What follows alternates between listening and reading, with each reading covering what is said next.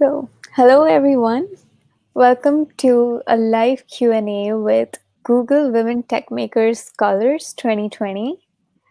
We are here to talk about our application and give you any tips that may have helped us get selected and what did we put in our application, and we are here to answer any questions that you may have. Unfortunately, we did not get to meet during the summit, but we've been pretty engaged on our virtual groups. So I'm pretty excited for this, and thank you all of you for joining. Oh, yes. Thank you for having us, Sakshi. Yeah, thank you for organizing. So, going to the first question, do you guys want to give some insights to your application? Like, I know there were essay questions, so how did you go about answering them?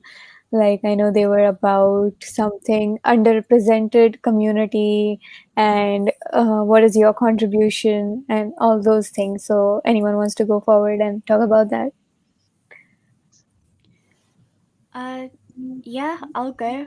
So overall, the application sort of involved us answering a few essay questions and sending in our CV and going through a video interview. How about we go through each question and maybe we'll discuss what we answered? Maybe that will work. Sure. So, yeah, I'm not sure if the questions were same for both. I've still got the questions. Are we allowed to share them now that that process is over? I mean, they were on the website, so I think, yeah. Yeah, I mean, for the first one, this was for specifically the gaming one. It was just, how did you become interested in gaming? What are your goals and aspirations when you think about pursuing a degree in this field? And then in your answer, just please describe how the experiences influenced your goals you have for yourself. So that was the first one. Yeah. I don't know who wants to go first. Yeah, I can go. Okay. Yeah. I applied for the computer science one. So I saw both applications. So it was the same questions. It was just like interested in computer science instead. Yeah. But yeah, so with that one, I think that was like the one that was more academic focused in nature, and I just talked about what kind of brought me to computer science, and then so for me it was HCI, like the specific domain I was interested in. So what brought me to HCI, how did I discover HCI, and then what it means to me, why I think it's important, and like the kind of impact I feel that I can kind of have back home or in my country through that field. So yeah, that's at a high level what I talked about. It's the same for me. I'm also for computer science, and mine was somewhat similar. I started with how I used to love solving puzzles as a kid, and then transitions to computer science puzzles, basically, and then just connecting it to what is going on currently. Like first from starting out by building an app to slowly solving real problems, and how I'm passionate about solving problems through technology. So that was basically the theme of it.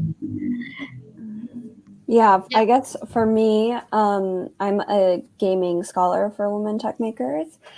I talked about how I loved playing games as a kid. Like my father really got me into games young, I have to say.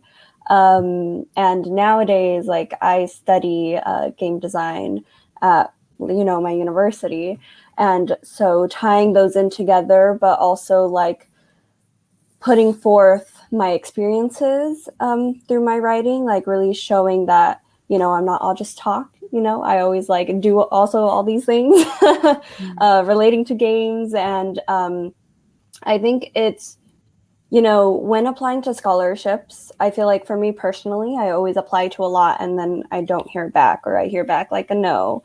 And so personalizing your application for each scholarship is super important. And in terms of applying for Women Techmakers, like maybe you're a computer science student, but you really love games and you would like to go into games, like then totally like you could apply for the gaming scholarship and you could tailor your application to be totally about gaming. And I think they're really like looking for people who can, I guess it is important to know how to talk about your experiences. So like don't be hindered, like go ahead and ask for help from professors or friends, older siblings. You know, it's important that you know that you're not alone when you're applying to the scholarship. Like, you have a bunch of resources as well to like try and make your, you know, essays as best as they can be. Yeah, just building onto that. That was a really great. Oh, sorry, go ahead. No, Go ahead. sorry, Sorry, I didn't mean to interrupt. No, I was just gonna add on and say that I'm also a gaming scholar, and I've pretty much said similar. I just talked about how I grew up playing video games with my brother, and that transitioned into me kind of breaking games apart and realizing like there's certain parts that I liked about each different game and how you could combine them and make a whole new game. So I just talked about how I reached out to a lot of just free resources and using like YouTube tutorials and all that, and just talking about how I built that up into a skill set I could use to pursue a degree for it. So yeah. So do you like make YouTube tutorials even now? No, not right now. I mean, I plan to get back into it, but I'm just starting out my PhD, so I want to focus on research right now. So, yeah. Well, I also applied for the gaming scholarship, and it's actually a quite recent field for me because I did study biomedical engineering for my bachelor, and I'm starting a PhD now. So yeah, I would say that for me, that first question was more about trying to explain why this new topic was for me so interesting, and I could see like the future on it, and like why would I want to do my research in the topic, and like really relate with my personal experiences. How have I been like developing my career into like this specific moment, and finally start working in this new field for me. So yeah, as previously said, even if this is something that you are new to and you just really want to start learning about it, just give it a try, because you can definitely get it. Yeah. Mm-hmm. Yeah, so I'm also a gaming scholar, and for the first question, I also sort of talked about how I got into gaming, like with my old Nintendo, and I used to work at a computer museum, so I got to see all these old arcade games, and I really enjoyed working with them. And I also sort of broke down in my application like why they were addictive, and I got a bit technical on that aspect as well. And I talked about how I wanted to apply myself in the future. So I said I wanted to sort of automate tasks in gaming since my degree is in artificial intelligence. Nice. That's something different. So coming to the next question, it was something related to an example of how you've exhibited leadership and So- a little more in depth. Actually, I don't know if we can go into the leadership question if we want, but question 2 was about our significant technical project that we worked on, and just how we approached the key challenges, what we gained from it, and that basically could have been a class assignment, a research project, an intern, like basically any project that we wanted to discuss. Sorry, I didn't mean to like cut your question. Well, I think gaming and CS had different questions, so Oh, you can okay. go and talk about that. Sure. I didn't know if they were or not. Mhm.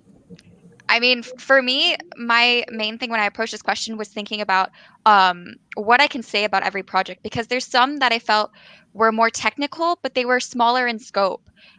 So I ended up picking a rather bigger project, which may not have been as technically difficult, but it covered a wider skill set. So there was a lot more to break down and discuss how I approached making the different mechanics and systems and all that. So yeah, it's just a game prototype I worked on. So I don't know if anyone wants to add. So mine was like the CS one. Mhm. And then, so for that question was like, give an example of how you exhibited leadership, how you were influential, what you were trying to achieve, and the impact you had. And then, yeah, so for me, I talked about like an event that I did organize in my city. And so I talked about, I talked about like some challenges I faced during that, how I was initially not ready to do it, and then like the support I received So I think like kind of and then like I feel like one general tip with essay questions is that are always kind of be actionable, like rather than saying I am passionate about this, just be like being passionate about this, I did this. So I feel like whenever I am reviewing essays too, I always kind of turn people to use that active voice, demonstrate using examples of how you've actually demonstrate qualities using examples. Yeah, and then also realizing that impact can be big or small. So like even in my essay, when I said okay, so all these like the impact, although all these like large number of people attended, but for me personally, I felt the most impactful was that that one person who kind of went back to her city and is like now doing something similar. So kind of like realizing that impact, even if you impact one person, they can go back and have a larger impact. So I feel there's like a lot of things you can demonstrate through your essays, and it's like really tying everything together. I'd say mine was something similar because I've been very passionate about teaching kids, and I have taught in orphanages, and then I was teaching low income kids. So I talked about that, teaching them STEM, teaching them Arduino and coding and designing a mobile app and things like that. So it was somewhat similar about the impact I was having on the future generation, and whether it's not on a huge level or not, it's still impacting someone's life at some scale. So I feel like there's a common theme over here that they really care about community involvement. So that's like a good nudge that everyone who's watching the video should know, that show your passion for the community. Mhm. Anyone Yeah, else want I to mean, do? I can just add on to that real quick. We also had the leadership question, but I think it was later. Yeah. And I actually like talked about it was kind of like a journey. How you were saying where it starts really small, right? Like you only impact a really small group of people. So I just talked about how when I got to university, there wasn't necessarily any like community WhatsApp for our course or like a Facebook group, and I just talked about how I tried to branch that gap by yeah, making a Facebook group. I tried to organize some socials, on Friday nights just to play some games, and it eventually led to me creating a game society. So just like all the small steps you take in that journey, you can easily explain. Like you don't have to have this big creation that you've done and it's huge impact and all that. It's just the small things that you can build up with. Yeah. Yeah, for like the technical project question, which I had first as a gaming scholar, Yeah. So in that question, you could sort of describe either a class assignment, a research project, or your work as an intern, or anything else you've done. So for me, I picked 2 hackathons I was a part of. So the first one was one with Microsoft, which was like a game hackathon, and I made a sort of adventure-based game. It was based on St. Patrick's Day, and it was really fun to do. We had like 36 hours, and we like sort of learn in a short time frame. And the second one I mentioned was one with Cambridge University based on blockchain. And I didn't have like any experience with blockchain technology going in, and there were like CEOs from other countries like coming in for this competition, so that I was really out of my depth there. But I think the limited time frame really puts you in like focus mode, and so I learned a lot in that short time frame, and I ended up like winning, coming first place, which was incredible. And there was like 3 other girls there and like 97 like really experienced guys. But it goes to show it's like always worth giving it a shot. Mhm. Yeah, and I think just to add on, when talking about your projects, like you could literally choose whatever project you would like, whatever project that you feel you can talk the best about, like show off what you can actually do. Because I mean, what I always struggle with when applying for scholarships is I tend to be modest, but like you don't want to be modest, right? You want to say like, I am the best person you could choose to, like, please choose me for the scholarship, Yeah. So being able to talk about yourself and your projects, like just choose one that you feel both shows off your strengths in like soft skills, but also your strength in hard skills. Like, I technically did XYZ. but I also was able to collaborate with people, or I was also able to, get help from this specific professor because their area of research is in, XYZ. And even like bringing in, talking about the people who you worked with, why you worked with them would also be like something important to touch on. And I would just say that for me, one of the most difficult things about that question was like choosing. I could either choose between something that was more technical, so to demonstrate more like technical skills, or something that I was more passionate about, like something that I really enjoyed making and that really made a difference into, I think, my professional development, but also my personal development. So I ended up choosing the second one. But I really did try also to like list all of the things that I had learned and that I had tried, even things that ended up not working, just to prove that when I was doing that project, I was like really trying my best and doing something that I was really hoping that it would make a change. So. So I think the other question was, what significant challenge did you believe historically excluded groups in the fields of technology face, and how do you see yourself as a part of the solution to this challenge? So keep in mind, impact can happen in many ways and at different scales. I don't know if you had the same question. Yeah, it was just for the gaming industry, but yeah, pretty much the same. Yeah.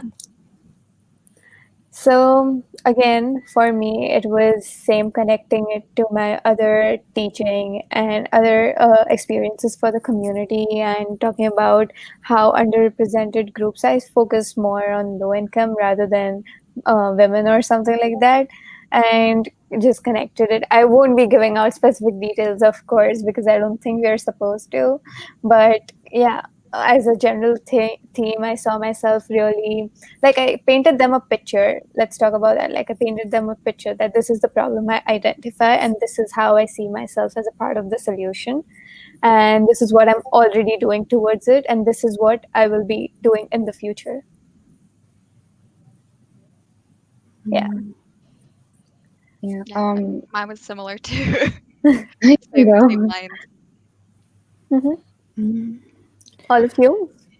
Yeah, I sort of talked about like I'm a minority in like any field can sort of feel sort of like they do not belong or like isolated.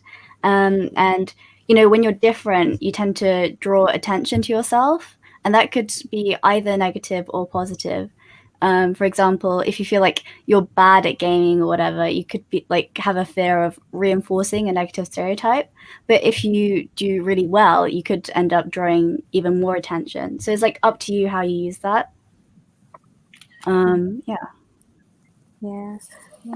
I think so it was like I feel like these like question 2 and 3 were kind of, they were kind of more about like community and leadership, and then it's really like looking at the whole application as like, you're telling a story. It should all, and you can use each question to tell like a different part, but it's like in the end it gives like a whole picture. So yeah, I think in this one I talked a bit about like imposter syndrome, how even like a lot of like women face it, even I'd had it, and how and then I think I broke it into 2 parts. And the second I kind of talked about like, what kind of makes me a good candidate, some things that, like how I make use of the opportunities I get. So I talked about like how I was a GFC scholar, and then I came back and I did these small events in my community and then encouraged other people to apply, help them with their applications, or, just like tiny things. And then, how important mentorship is to me. And then, this is how I will continue to use my resources to help other people out. So it was just really tying it together. Nice. So I think the last question was more about why should you get this, or what would you do with it? And I feel that's kind of personal. So it's just up to you if you want to give general tips on that. I would say just be real and make it sound genuine and not something made up. And I'm sure they can know what is genuine and what is not. And even if it is genuine, make it like, like emphasize on it so they understand the gravity of the situation you're in.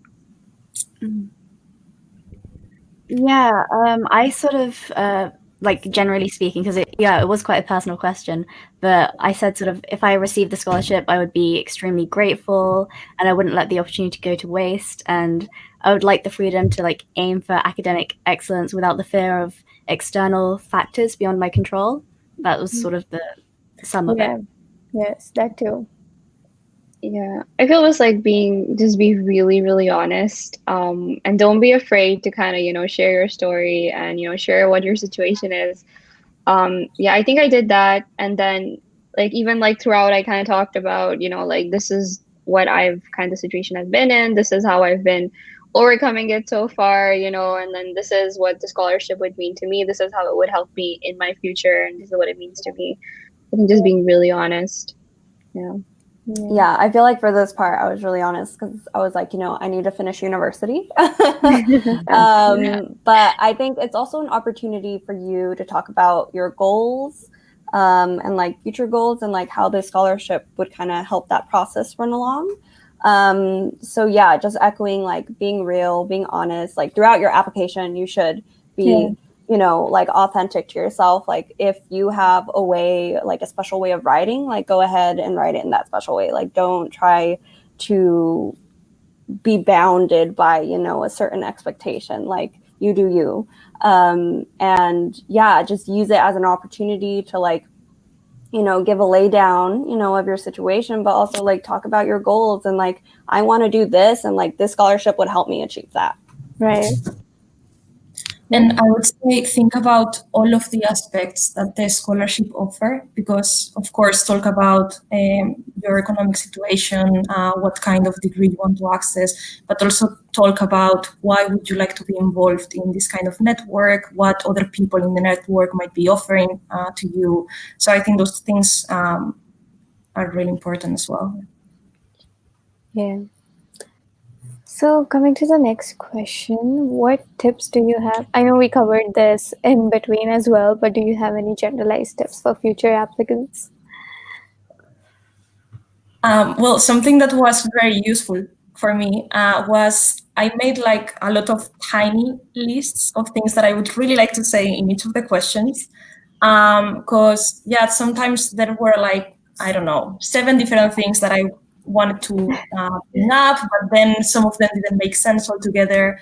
And as someone said previously, you are telling basically like a whole story about yourself and your career and what you want to be, and you're splitting it into questions. So for me, it was important that it was coherent. So like making all of these points, having them, being able to see them and decide, okay, I can link these ones together. These ones make sense. These ones tell a story. That made my life a bit easier. Yeah, I think I totally second that. I did not use that method for women tech makers because I just started doing that recently for scholarships, and I think it helps me so much. Like, I know I want to talk about these things, so I need to weave it into the narrative somehow. But I guess another general tip would just be, I already said this, but like, don't be afraid to ask for help.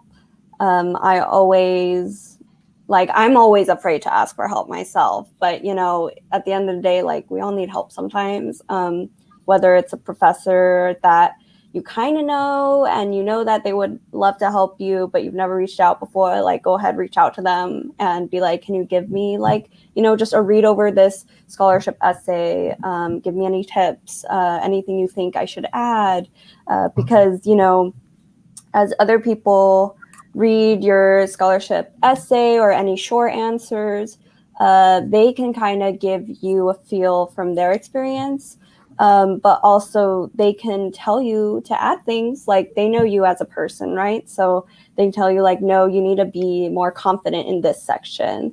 And I think that's also another tip. Like I know that during my writing, I tend to say like, oh, I'm not very good at this, but like you should phrase it as I am working to improve this and, whatever. So always try to put yourself in the best light. Yeah, I just want to add on to that. Like, just don't discredit yourself, especially for like, people just starting out at university. Like, don't discredit your experiences. Any small thing you've done, even if it's just like a local land game jam, like, anything you've done can be used in your application. So, like, don't be afraid to apply because you might think you're too inexperienced or something like that. Yeah. Definitely. Yeah. And I I would say, also, go ahead. Yeah, I would just say like +1 to all that. For the essays, again, is just demonstrating through like stories, like your qualities through stories and examples. And then, like Rebecca and others said too, when you talk about struggles, don't be too negative. Talk about them, but also talk about how you overcame them. Again, like show what you did, like how you countered those situations, and then how it has helped you learn and like grow into this different person. And then show an understanding of the impact. Again, realizing it can be small or big, and how like the impact that you can have with the scholarship. And then the 4 essays is just giving like a holistic picture of you. And then other than that, I think some general tips is that like for like even the reference letter. So I think they look at your application in a whole, because fun fact, I applied for the CS one, but I got the gaming one. So because because I think like I had some I was in like I was exploring a game major. I never mentioned it in my essays, but it was like I did some research work in my undergrad, so it was on my resume. So I think they do look at everything to assess. So yeah, like even with your reference letters, ask for from someone that who can talk about, and if there's something that you want them to, a part that you can't mention in your essay, but you want them to share that in their letters. So share that with them and ask them to, maybe they can weave that in. So yeah. yeah. So adding on to Rebecca's point, yeah, it's also important to let other people read, because you're seeing it from a third person's view who may not know you that well, and that's what these people who are reading your application are going to be. So there could be a lot of questions when a third person is reading, like yourself. So when you write down things, for you it automatically connects to everything, but a third person, to them it might not make sense, and there might be potential gaps in your application, and that's what these people point out. But surprisingly for me, I found out that the applications had opened up already, and they were due within 2 days. So they were like due, I think, 5th December, and I found out on 3rd night. So I spent the next day going to school, collecting all recommendation letters, sitting in the library while they were doing it, and writing down some points on what all I want to put. And I think I submitted maybe 2 hours before the deadline. Wow. I would be so anxious. Yes, Yeah. I was so surprised when I got this, because there was literally no time. Yeah. So I like the tip one of you gave, that write down your points, because it became very overwhelming that I had to complete it as soon as possible. So the thing that helped me was just write down points on like a basic outline that we used to do in school as well, like what do you want to put in it, and then slowly construct out of it. I think also in this case, seeing like all those things that you have like written down, because sometimes you can think like, oh, maybe this is not worth it, right? Like, why would I mention this? This is not enough or something like that. But like when you end up seeing a list of tiny things that maybe you think they are not that relevant, you can start seeing how they actually make sense together, and then you give it to someone else to read it and they say, oh, like actually this is impressive. So I don't know, I think it's helpful. Yeah. So coming on to the next question and the last one, then we'll go to the live Q&A.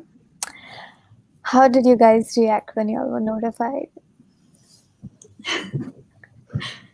I was jumping up and down. I was so excited. I don't know about you. Yeah, I mean, No, I'm I was right there kind with of you. shook. Yeah, I guess I was surprised, honestly, just because I'm the type of person who applies to a lot of scholarships and then like hears back no. And this was a very big scholarship. So I was just like, oh my God, like I don't have to take out my loan like next year. Like, heck yeah, let's go. So yeah, I was very excited. And I was very excited to be like a part of the community, you know.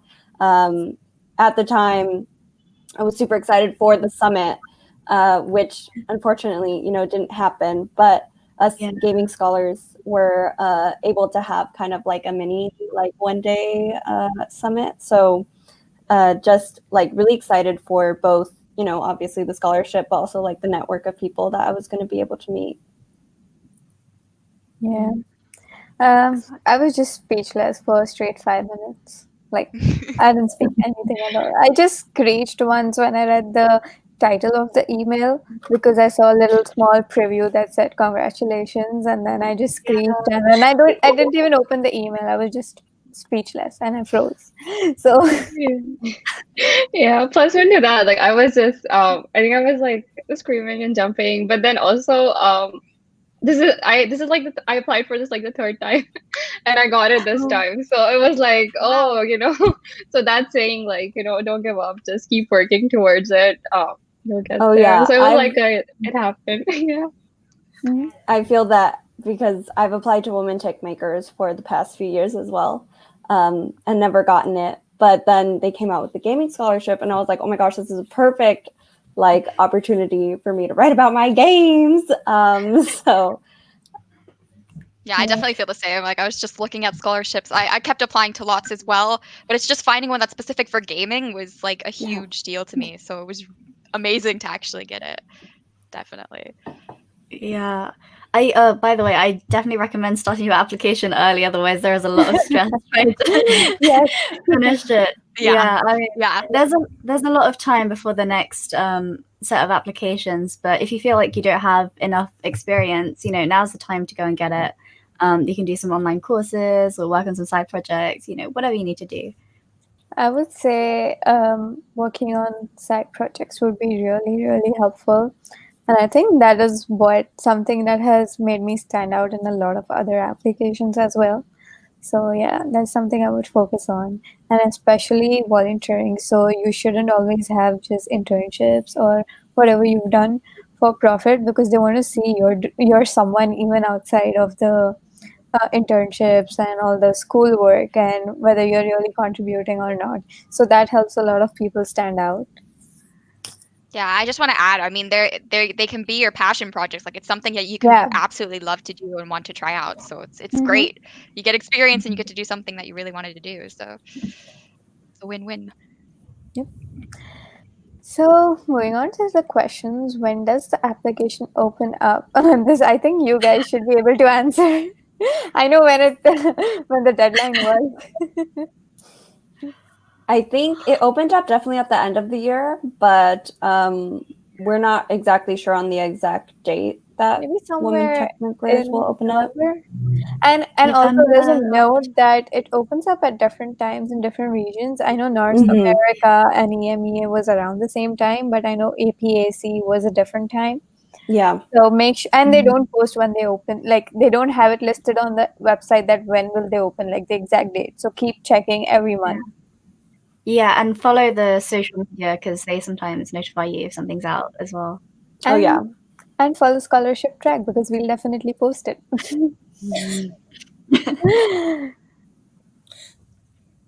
So yeah, coming back to the same question, we'll post it when the applications are open. So keep an eye out. Make sure you're following us on our social media.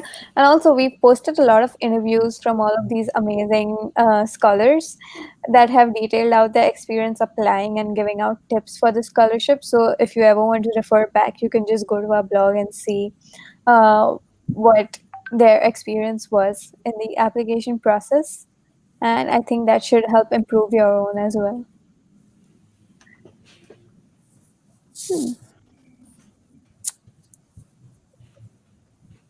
Yeah, I think both of you should be able to answer this since this was your third or fourth time.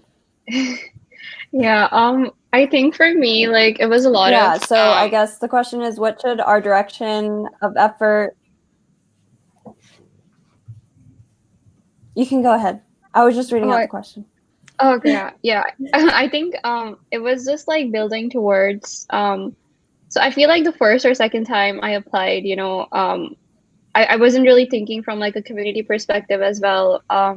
And then even like over those 2 years, I did a lot of volunteering. Yeah, I took a lot of self-initiative, like got into more leadership work as well. So I think it's really kind of growing into that, into that person and into that mindset as well. Like, and the third time when I was writing it, I cared more about like from like the impact it would have on my community than like, what it like me as well. So I feel it's really like growing towards that and just working towards it. And yeah, I mean,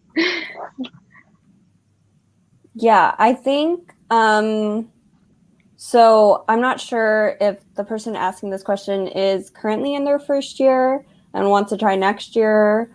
But I think your direction shouldn't necessarily be like the goal of getting this one scholarship. I think it would be like a really nice thing if you could get the scholarship. But I think in general, your direction is up to you.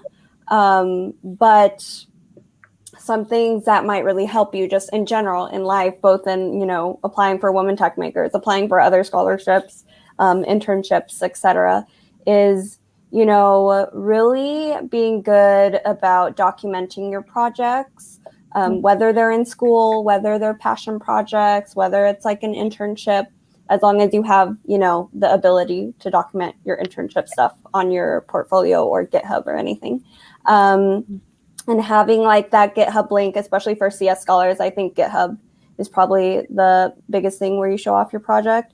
For gaming scholars, you might be more into art as opposed to programming. So like having that portfolio to show off your work is really important because that gives your overall application more of a person. Like your portfolio could be personalized to you, right? So it really gives a more human feeling to you as an applicant. And I think also like a big thing is getting recommendations for scholarships, right? So try and make the effort to like be acquaintances with one of your professors or have a professor or a mentor or, a previous boss who is there who can write you a recommendation.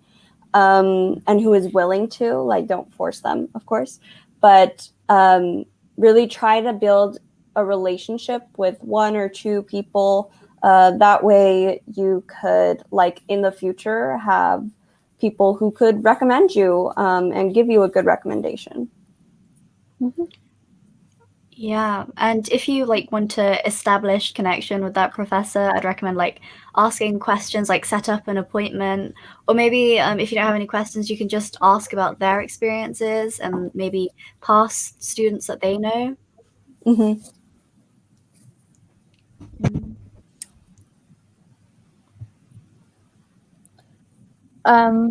I think we've all already covered this, and don't start only for the sake of scholarship, like Rebecca said.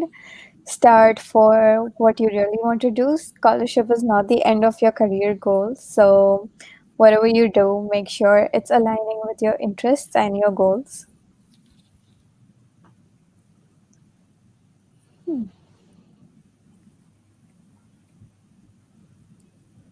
Yeah, absolutely. yeah, it's for so even like computer science, it's I mean, there's like a lot of fields within it as well. There's HCI, there's UX.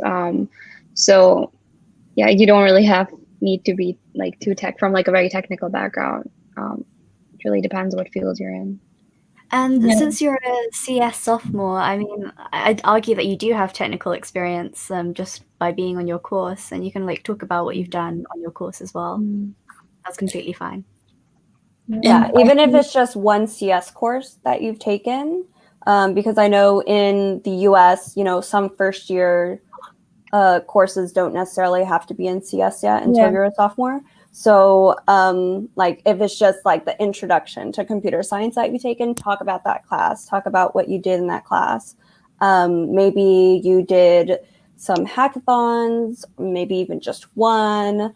Like or even if you were like too afraid to make something at that hackathon, you just kind of went because it was on campus or something. Talk about like why you were interested in going and what maybe hindered you back. Like those are also important things to know. And then talk about what you're doing right now to get that technical experience. Like what courses are you currently enrolled in? Things like that. Yeah, I totally agree with that. Talk about what you want to be learning, and because the scholarship is going to be doing that for you, right? It's going to be helping you to achieve this thing that you want, the thing that you want to, the skills that you want to acquire. So, like, don't forget that talking about what you want to do in the future is really, really important. And like about your past and your current situation, you can just talk about the other things that you're passionate about and how the other things that you have been learning, because you can always transfer your skills to something new, right? So. So, next one. I think it's the same advice, so this is just repetitive. I'm going to skip this one. So all the regions didn't have the coding challenge. I know North America did. Did EMEA have one?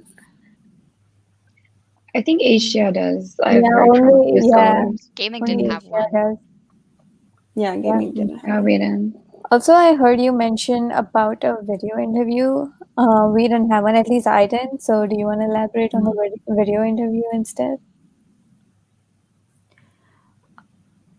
Yeah, so for me, the video interview was just going like deeper into what I talked about on my CV and like my past technical experiences. So, yeah, and what I'm interested in during the future. I mean, it was mainly just, a conversation, because like you were past the initial stage and they had like whittled down the numbers a bit. So this was like the final selection on like how they decided that. Yeah, but I have to say that, yeah, the word conversation is really important, because it really felt like you were just talking to, or at least for me, you were just talking to someone who was like asking you just about, yeah, general aspects of the application, not like really technical things or stuff like that. It really felt like a conversation. Yeah, I just want to add on to that. Like it just felt like an opportunity to basically gush about all your interest in this area and like what you've done. Like it was very casual and yeah, nothing to stress about at all. So how important is having some coding projects or leadership showcase? I would say that personally they do not focus on one single thing, and at least I won't be able to tell you how much weightage one particular thing weighs. But like one of us said that they look at your overall application, so make sure it's well balanced. And there's a specific question on leadership, and it was there last year. So, of course, you would want to focus on that and have some leadership experiences under the belt before you apply. So, yeah, make sure you have a small balance of everything. But And even oh, sorry. Yeah, sure. Sorry, I was just gonna say that even with like leadership experience, like all of us have been saying, you can start really small. Like even if you're a TA for a course and you're helping people out, holding, office hours or the small things like that, and then you can always build towards it. So you can always talk about, this is what I'm started doing, this is what I'm currently doing, and this is where I see myself like taking myself. So yeah, if you feel you don't have enough time, it's okay. I was going to say that I think even the question mentioned something like, this doesn't have to be something like a very big project or anything like that. Like think outside of the box, the small things that you have been doing, and just talk about them. Yeah, it says impact can be in any form and any scale, something on that lines. Yeah. You could start a club and you could be student representative as well. Those count as leadership opportunities. Yeah, and there's questions on both technical and leadership. So it's nice to like try and look for something that you can apply to that. Also, as a note, we do have some leadership positions available at Scholarship Track. If you want to have some experience, just reach out on our email or one of the social media channels in the video description. How can we contribute to the community? I think same thing. come up with some projects, maybe walk around in your community and see what problems people are facing, or connect with a local NGO that you may have, or look up online. I think now, since COVID, there have been a ton of virtual communities and virtual NGOs that you might want to contribute to. So maybe just spend some time looking up on LinkedIn and see if anyone has their applications open. Apply to whatever interests you, and don't do it just for the sake of doing it. Like, yeah, even we have positions. I'm sorry, I keep bringing this up again and again, but yeah. I think just seeing. Okay, so I think when you're a freshman, it could be really daunting to like contribute to either your local university community, your community at home, or like anywhere. But I think what helped me out was building like the community within my degree program. So at my school, it's actually like very small, specifically for the folks in game track. The folks in creative technology, like they're a much bigger group, but like for my class, there were less than 20 of us, you know, going through and having the same modules every year. And so building that community was a little bit easier. And through building that community, we would share, you know, resources on our Facebook chat, or we also had like Slack channels for our classes. So we would like share all the things on there. And that's when I first got involved with like Out in Tech in New York, like for LGBTQ plus people in tech. They're a really great organization. So finding, and they're also worldwide. So a lot of these, you know, groups have kind of like in different cities, they have their own little like subgroups, right? So like in New York, with Out in Tech, we would have, you know, meetups, and now they've turned into virtual meetups, and opportunities to go talk to people at like Google and Tumblr, especially for the young people. That was specific for the Out in Tech U community, the university community. So like finding groups that interest you, whether they're technical or not, would be super great. But of course, if you can use your technical knowledge for good, like that's amazing as well. Mm-hmm. Yeah, just to add on, yeah, that like, you know, just kind of like finding out what's important to you, what's an area that, you know, you want to contribute towards. And then, you know, what are some things that you have to offer others? And then, you know, how you can help, like, even if it's just, you know, helping juniors or setting up like with virtually, you know, there's so many people doing so many things, just setting up calls and, you know, doing one-on-one. So maybe, you know, helping your juniors, or again, like so many virtual events and like things happening. So you can do your own or become part of one.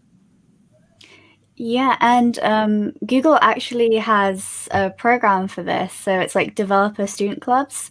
And so what that involves is like I'm a developer student club lead for this year, and I was one like for last year as well that they newly launched in Europe.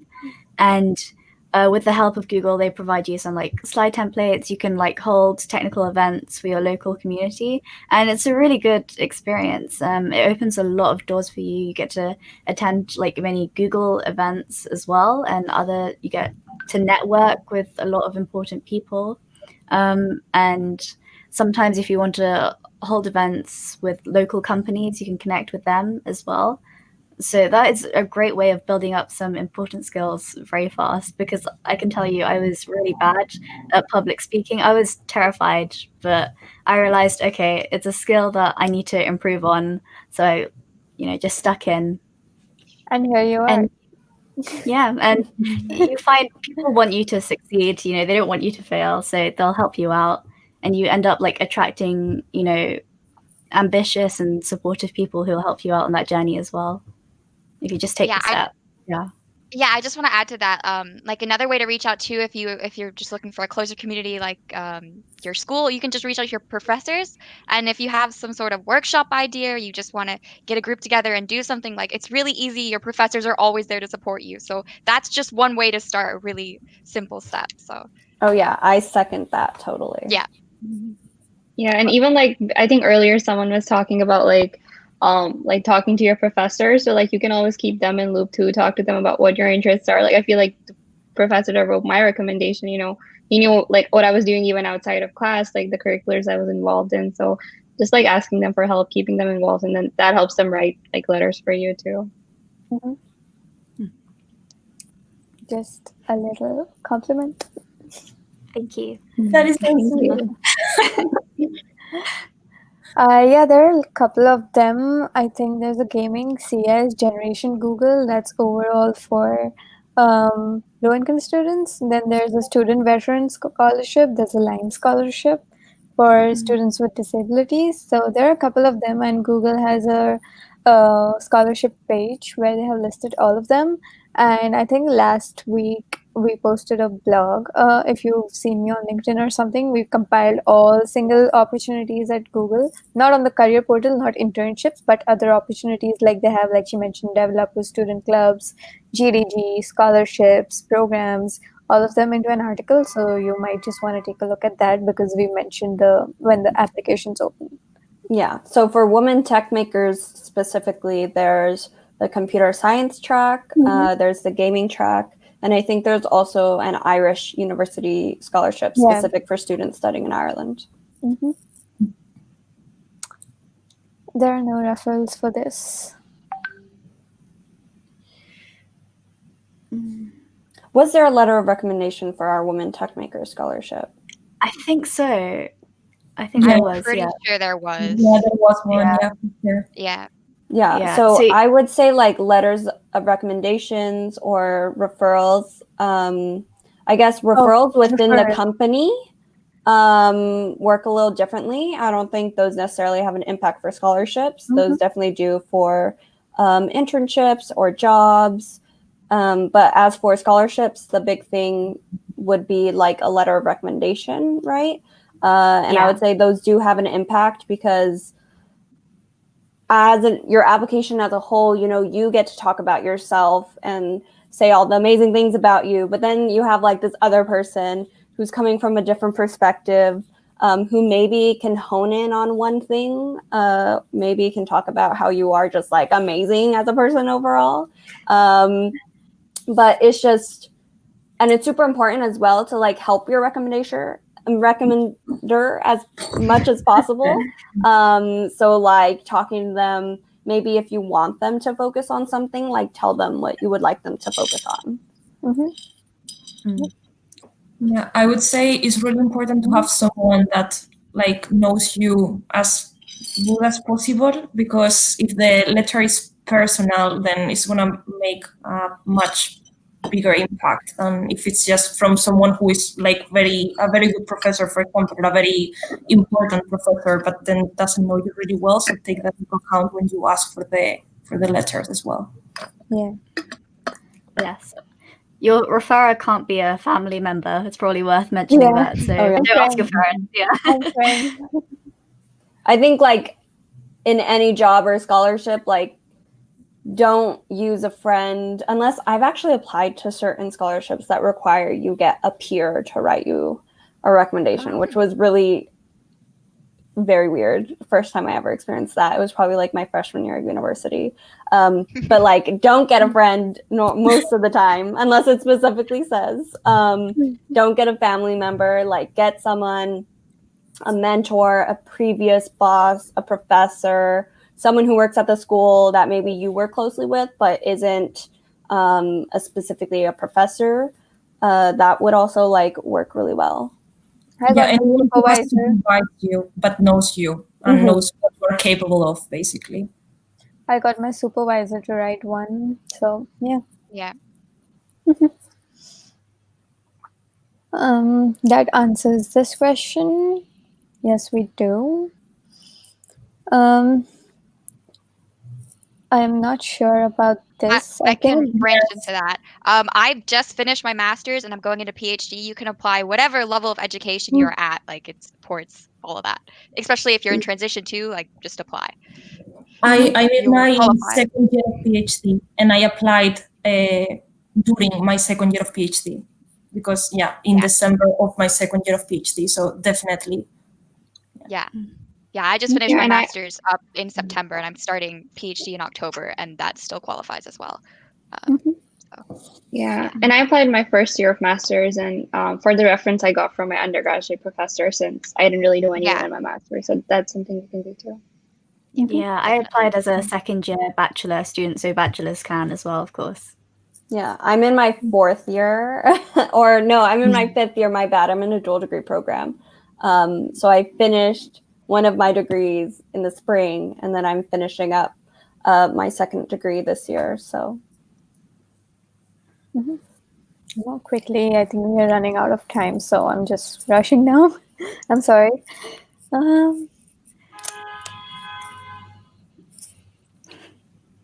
How can they contact you? I don't know if they want to be contacted. I'm just kidding. They're all amazing.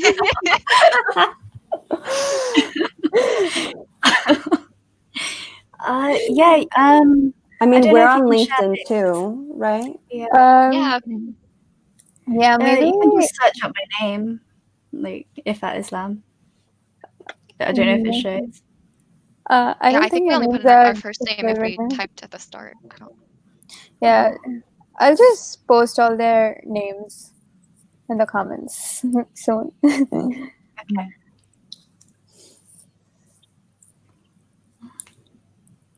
Oh, okay. Yeah.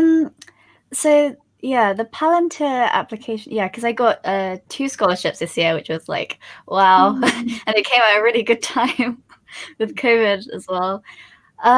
So for the Palantir scholarship, it was a bit different. I had a couple of different questions. I can try and look for them, but it was more or less pretty similar as well. We also had a summit where we talked about our experiences as well. I have to look. I can get back to you on that. If you want to move on to the next question, let me just look for what they asked me at Palantir. Oh, sure. There was this one question I saw. Can you name some other scholarships? And I skipped over it. I think it's a good question. So I know Microsoft offers one every year, but they canceled it this year. There's an Adobe scholarship every year. There's usually a Goldman Sachs one, but I'm not sure about right now. Not this year. Or some Palantir. Yeah. There's also the Grace Hopper Celebration conference, and there's also DAPIA. Some of these might be more specific, but yeah. Yeah. And of course, if you all don't know, we're posting scholarships every day. Again, self-promo. I love that. That's funny. And I know someone had asked in the comments if we were women tech makers, like ambassadors. I don't know if any of you are specifically ambassadors. That's like a different program than the scholarships. But no, we're just people who got scholarships. So we are not Google, unfortunately. I see one question over here. Yes, there are different scholarships, like the Generation Google Scholarship is for everyone. There's an Irish student scholarship. There's conference scholarships where everyone is considered. There's Lime scholarship, student veteran scholarships. So everyone has their own set of eligibilities. So you can probably apply to the Generation Google at best. Yeah, so I would say for Kakan, like scholarships will lay out their eligibility info on the main page. So definitely like take a look at that. As for Women Tech Makers specifically, the scholarship that we all got, it is for women or non-binary folks. And but Google has a bunch of other great scholarships that anyone can apply to. So definitely look on the Google scholarship page, or a lot of other scholarships are just in general for computer science or for technology. So like definitely look out for those. Yes, and Google has one for Indians as well, I think. And on the Palantir thing, my document's not responding right now, so I'll get back to whoever asked me that. Just contact me on LinkedIn. But Palantir has also a lot of other scholarships as well, like one for like global impact. I think they have like 4 or 5. So it's worth looking up for those. Okay. I think that's around the end of the questions. And I just wanted to say thank you to all of you for joining and helping out so many people out here. Yeah, thank Thank you you for for having having us. Much us. pleasure. Yeah. Thanks for having us. It was a lot of fun. Thank you. Yeah, so I have dropped your names in the comments, whichever one I got. If you want, you can just send me a quick private chat and I'll drop the ones I missed. And yeah. Sure. Or do you just want us to post in the private chat to post in the discussion, or Yeah. Wait, Yeah, you'll need to send it to me in the private chat for me to Sure, sure. comment. Oh, I see. There you go. Amazing. Yeah. All right, I have comments. Awesome. So